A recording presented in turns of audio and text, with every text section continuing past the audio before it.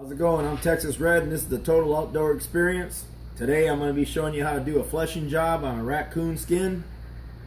I got my homemade fleshing beam right here that I like to use. You can also use a piece of PVC. If you don't have the fleshing beam, what you can do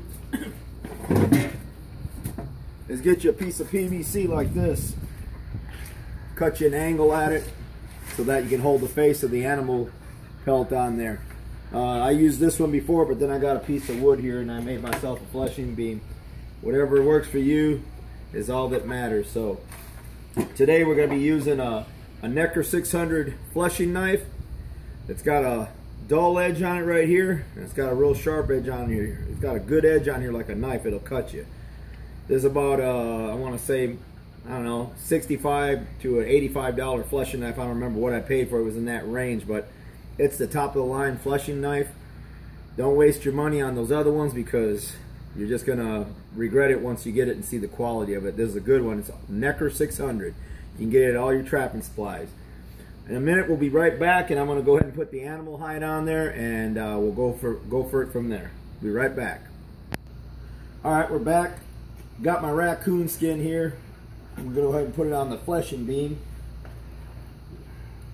all the way down. Got his face on there. We'll stretch it down there. Oh, it looks right there. This is the rounded side right here is what I'm going to be using.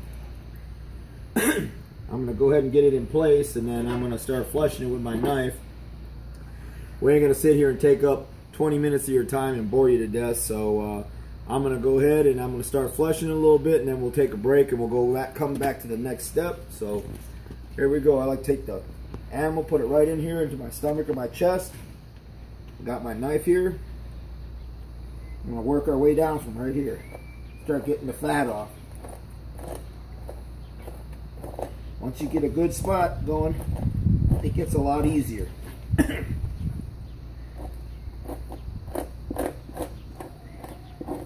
want to get used to this knife, so you don't want to put any holes in the pelt. You can see how you're starting to get all the extra meat and the fat that's built up on this coon where it starts coming down to the bare leather. When you get some meat on here like this, I just clean it off, work the hide again. I'm going to go ahead and I'm going to get this pelt flushed down a little bit, and we'll be right back. Alright, we're back again.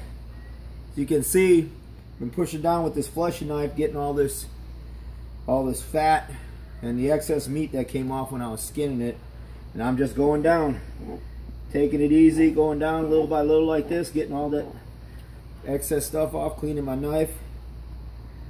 Then the next thing that I'll do is I want to go to my next part here, so I'm just going to pick it up and turn the whole hide so I got where there's more fat and flesh at, and I'm going to go ahead and I'm going to continue. I'll start up here at the top. Work my way down. Get it started nice and good, and just continue down.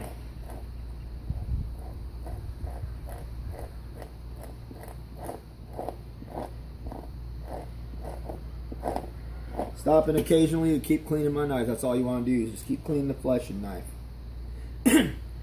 Get down to these arms, be a little gentle with them. You'll be able to get the feel for the knife and for the hide that you're doing, and everyone makes mistakes. I even make mistakes still. I've been doing this a little bit and still make mistakes. It happens. All you gotta do is just concentrate on what you're doing, and if you happen to make a small tear in the hide, you're probably applying too much pressure, and you just gotta lighten up a little bit. Try to work some of this off this arm here.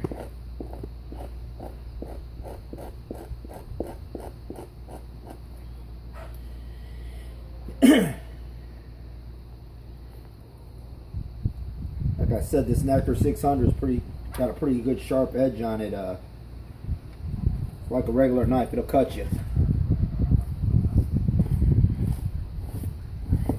can see how it gets going. I'm using the dull edge. I'm not using the real sharp edge, otherwise I would have put a hole through this already.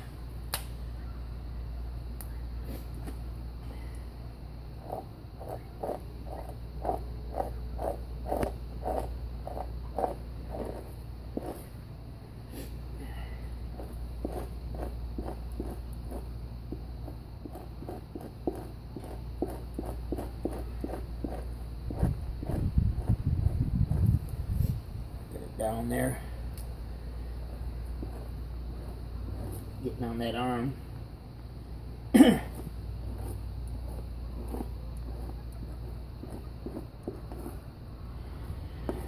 Okay, so we don't use up so much time. We're going to go ahead and pause, and I'll be back in a minute once I get this gone down a little bit more. All right, we're back again. I got all this flushing almost all the way down. I've been working my way around the entire pelt, as you can see. The arms and the face, I still got to do a little bit of that, but what I'm going to do is I'm going to end up pushing the rest of this off here. I'll show you how that goes. We'll push the rest of this down, and that should be the conclusion of our video. I think that you probably got the idea, basic idea about fleshing. Just keep working the hide down like that till you get to the meat all the way to the end. Then it basically just comes right off at the end. See how it's coming off right there, right at the end. Right there. You just do the same thing, just keep going all the way around with it. Got a knife, just cut it off right there at the end. Just keep working it down.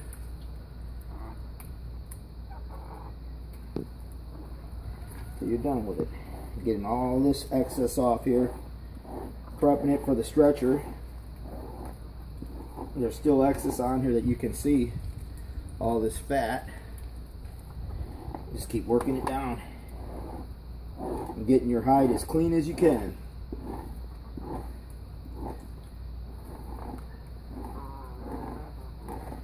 And that's all you do, is just keep taking it, turning it more and more to get all the rest of the excess off. Pull up on the hide and fold it over if you have to shorten it up, make it more comfortable for you. About half the length there. Just get it down like this. Just continue. Put a small hole there.